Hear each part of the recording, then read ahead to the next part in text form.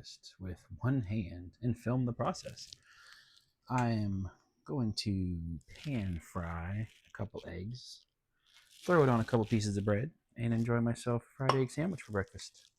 Good protein. I do use canola oil to keep the eggs from sticking. I know it adds a little bit of calories, but that's not good. It's not burned down the house this morning. It's more of a Tuesday thing. Give that a second to get warm. I noticed the cost of eggs came back down again.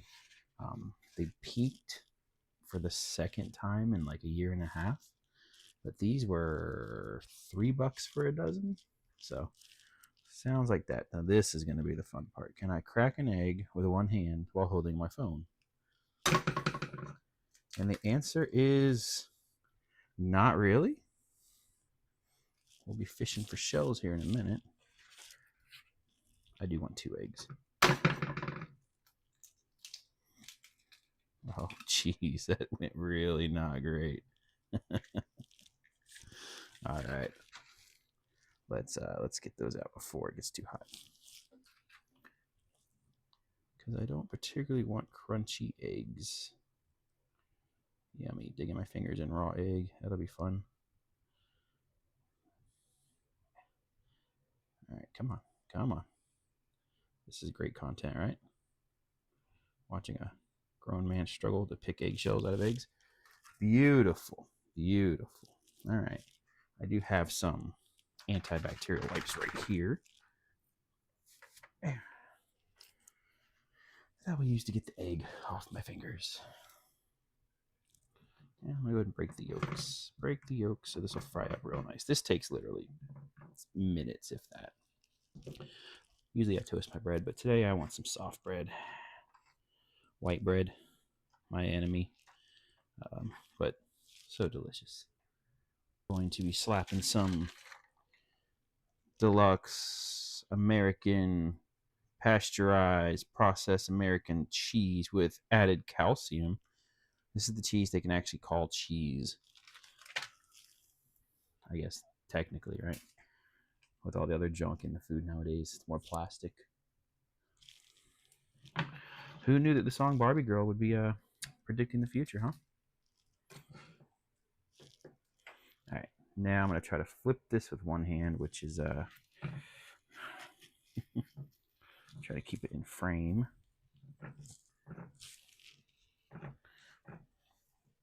Welcome to Cooking with Rick. I'm your host, Rick. All right. And we got part of it. Oh boy. Better than 0. Let's go with that. Better than 0. I do want to get this kind of close together because I like to melt the cheese on the egg. Let's go ahead and get our cheese out. I did pre-open the bag of cheese because I have one slice left. Perfect. I didn't want to fumble with that on camera. Put the cap back on the canola oil. Good canola oil. Shout out to the pilgrims. All right. I do want to hit this with a little bit of pepper, a little bit of spice with one hand. Boy, I'm not a fan of one hand. There we go. A little bit of pepper. Ooh, a lot of bit of pepper. And now we try to get this onto a plate. So I'm going to turn off the heat because there's no reason to keep it going. And let's try to do this one handed. Yeah, buddy. Oh, that was almost really bad. Oh, it's still kind of really bad. So that went horribly wrong. I had to put down the phone for just a second because I got cheese on my pan in places that I shouldn't have cheese. Sorry how bad this is. Wow. Close up. Mother. Yep. There we go. Let's keep that with us, huh? And there we go. A very sloppy egg and cheese sandwich.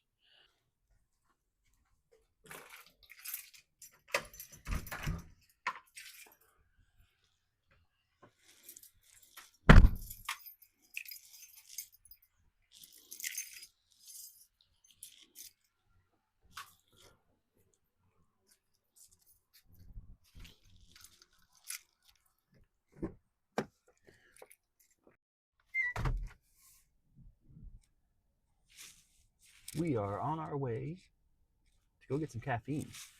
Um, I am not a fan of coffee, although I've owned a coffee shop. We'll talk about that in a later video. I I like energy drinks. I know they're horrible for you, especially somebody with health conditions. And I do need to kick the habit, but not today.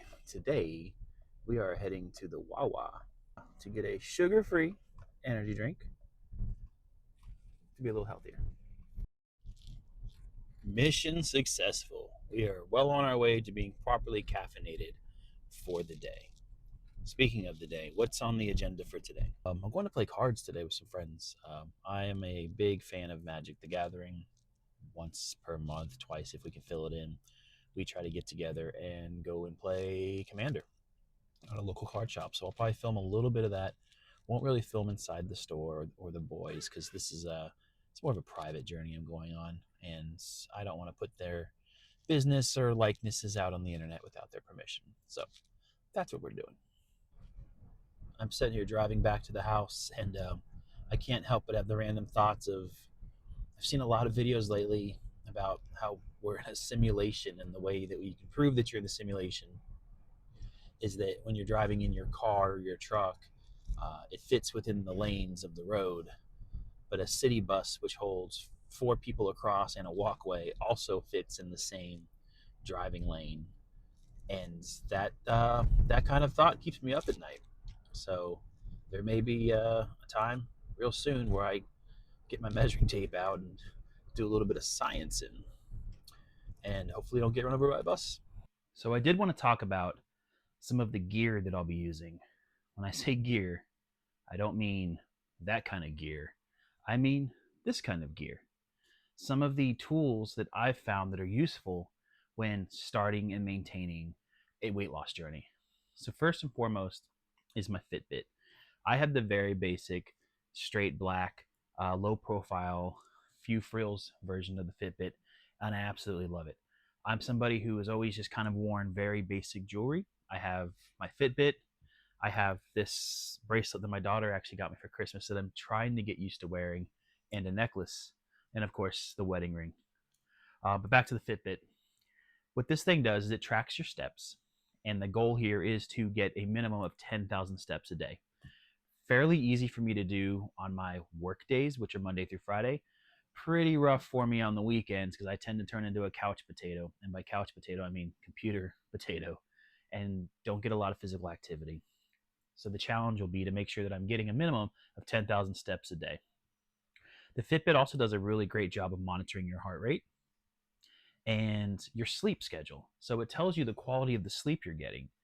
That's a huge part of weight loss. And I know that my sleep schedule isn't. The Fitbit has a wonderful application on your smartphone that lets you track the food you're eating, your water intake, your weight, some of your thoughts, your stress levels, things of that nature. All things that can impact your weight loss journey. The biggest part for me there is tracking my water intake and tracking my calories. Now, I will say that a Fitbit is really good at tracking processed foods, meaning something that has a barcode that you can hit. And when you're going on a weight loss adventure, processed foods are not your best friend. So, what you have to do is you have to build up the meals yourself. You have to find out how many calories are in two eggs, are in the sausage, are in the carrots. Build the meal in Fitbit, and then it saves it for you. And so, if you're consistently eating the same things, that's easy. If you're having a very diverse diet, it can be a little trickier. The other piece of hardware that I'm using is a scale. I have an older Weight Watchers scale that I think can do BMI type measurements, but I'm not smart enough to figure it out. So I'll have to spend some time on that. But really, what I'm going to be using it for is each morning when I get up, I'm going to weigh myself. And I'm going to take the weekly average as the true weight for that week. I know that weighing yourself daily can sometimes really derail you from a weight loss challenge if you're taking that daily weight as gospel. If you take that weekly average, now you've got a true number to follow to see if you're progressing the way you need to and dropping weight in a healthy manner. The last piece of hardware that I'm going to be using, I have a circuit water bottle, which I absolutely love. What this does is it adds some flavor to the waters without adding calories. I'm sure it's adding something to it because it's adding flavor, but it helps you get that water. The goal here is going to be to consume a gallon of water a day, but it helps maintain weight. It helps you feel full. It helps keep you hydrated. And by using the circuit to do it, I'm not just drinking plain water all day. It'll help cut the sugar cravings because that's a big problem for me as somebody who craves sugar. I'm a type 2 diabetic. I don't need to be taking sugar in. And I'll talk more about my diabetes and some of those health concerns I have that are helping me want to do this weight loss in a later video. As far as workout routines, when and wheres. So 10,000 steps can be done anywhere. During the week, I'm almost certainly going to get my steps through work. The type of work I do, I'm on my feet a lot. I'm moving, I'm shaking, I'm walking constantly. When I'm not at work, I have a lot of great trails, paths, and just sidewalks I can walk around on. Especially with creating vlog content, I'll be able to walk, talk, get some thoughts out of my head, maybe tell a few jokes, and get my steps that way. As far as a fitness center, I am a member of Planet Fitness. Please don't make fun of me. I get it. Planet Fitness, for a lot of gym people and people that are already there in their weight loss journeys, say it's not a true gym. I strongly disagree. I would challenge you, if you're somebody who doesn't like Planet Fitness, to stop in for a day and look at the machines they have. Look at the cardio equipment. Look at the condition of the place. The gyms are always immaculate. Frankly, outside of the beginning of the year, they're usually fairly empty. They have great machines. Where they do lack is on free weights. But for what I'm doing right now, yes, there's going to be some free weight activity, but the machines will work great. Lots of cardio equipment. I love their ellipticals. And if you pay for the black membership, which is the small upgrade, which is $25 a month, you get access to some of the frillier things, which is the massage chairs, which they do feel good, the tanning beds, which I don't partake in. Um, and they have a red light machine, which I actually really like. It's kind of like tanning, but without the cancer. Um, it may be a placebo effect, but I do feel that when I do the red light treatments, I do feel better afterwards. It does help with recovery. The only thing I'll say is I don't like to do them in the afternoon because they energize me a little bit and it's really hard to fall asleep. Speaking of sleep, that is a big problem for me. My work schedule on a normal day is 6 a.m. to right around 3, 4 p.m. in the afternoon, 5 days a week. So they're very long days. Right now, I'm covering for another coworker who's out. So I'm going in at 4 a.m. So I'm getting up at 2:30, 2:45 in the morning. Doesn't allow me to get a lot of sleep without going to bed at like 6 p.m. I'm trying to get to bed by 8 or 9, but your brain is trained to just sleep at certain times. So right now, my sleep schedule is horrific. During the week, I'm averaging 5, maybe 6 hours on a good night. And then on the weekends, I'm crashing to try to catch up, although you can't really catch up on sleep. Great news is that this should end after the new year, which is right around the time that I hope to be in full-fledged weight loss journey mode. So I should be able to get a consistent sleep schedule. Speaking of schedule, when do I planning on actually working out? So I've tried to be that person who gets up and goes and works out first thing in the morning. It's really, really hard for me to do with having to be at work at 6 a.m. Impossible to do and having to be at work at 4 a.m. So I'm going to start going directly after work. The gym is not quite on my way home, but if I don't make a right turn and keep going straight for 10 more minutes, I'm at the gym. My workout routines that I've enjoyed are Monday through Friday. Saturday, Sunday, I usually leave for recovery or doing things with the family or friends and just not really dedicating that time. So Monday through Friday will be the actual gym sessions. I plan on doing different splits, back and biceps, chest and triceps, trying to work core in there, absolutely getting a leg day in. So that's it. Pretty basic, right? Let's talk about numbers. So currently I'm sitting at 251 pounds as of this morning. My goal weight is about 205 to 210. And then from there, I'd like to see it go lower. I would like to get down to 205 pounds and maintain the bit of muscle mass that I do have. I want to do it in about 6 months. So we're going into January in a few days. I would hope to see by the beginning of July that I've lost that 45 pounds. But yeah, 205 is the goal by July 1st. So on the 4th of July, I can put on my Speedo and scared children. So yeah, that's it. Uh, that's probably the end of the one for today. Like I said, I'm gonna probably do some laundry. I don't think I'm gonna record that because I don't want to show you my dirty socks and underwear. I'm gonna go play cards with some friends. Thank you so much for watching. I appreciate your time. If you're enjoying this content, please throw me a like and subscribe. It goes a long way in motivating me to keep doing these. And I'll see you next time. Thanks. So I'm sure you saw this running in the background. This is my Elegoo Neptune Max 4 3D printer that I purchased just before Christmas. Getting the hang of it, learning it, printed off a couple things. I've got a whole wall of little toys I've been printing for nieces, nephews, and my granddaughter. Right now, they're printing out these keychains that my wife is making. And here's one that's unfinished. And here's one of the ones that she's painted up a little bit, and they do the rock on thing. These are a bit sentimental for us because my wife recently lost a really good friend of hers named Amy, and the funeral for Amy is actually tomorrow. So my wife, Amy, her friend Amy, my wife's name is Amy also, so it gets confusing quick. The friend Amy was a huge fan of rock music. There's a festival in Florida called Rockville that she never missed throughout her adult life, and so as just like a keepsake, my wife wanted to hand these out to family and friends at the funeral tomorrow of just a keychain of Amy, just in remembrance. So I thought it was something sweet. So I've been printing these quite a bit for her lately. We've got a stash of them here. She's got a few over on the craft table, painted up, and I'm probably gonna do a few more runs of these. A little keychain, a little keepsake, but part of what we do, just some of the fun things I like to do is 3D printing. I got this guy here that I had to paint up.